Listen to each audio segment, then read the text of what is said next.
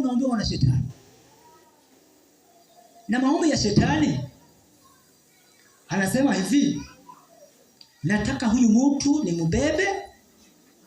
Hapo sasa shetani yuko naomba, nataka huyu ni mbebe ili tuende naye motoni.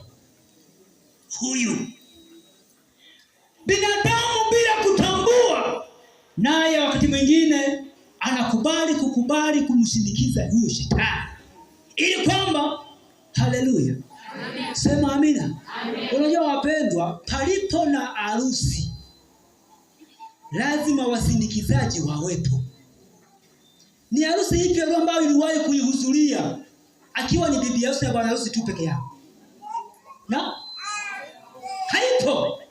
Kwa kumbe shetani na yeye ana watu ambao watamsindikiza katika ule moto, na hao ambao watamsindikiza katika ule moto si mwingine ni yule mtu ambaye hataki kukaa na kutii na kusikiliza Mungu anazungumza nini. Huyo lazima amsindikize.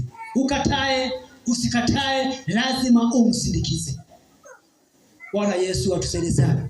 Lakini wapendwa, pengine umekubali kumsindikiza shetani, umekubali kukaa na shetani kwa muda uliopita, kwa mwaka uliopita. Shetani amekuendesha katika mambo mbalimbali, mambo yasiyofaa. Bwana Yesu atuhurumie sana. Vijana wetu wameharibika mno.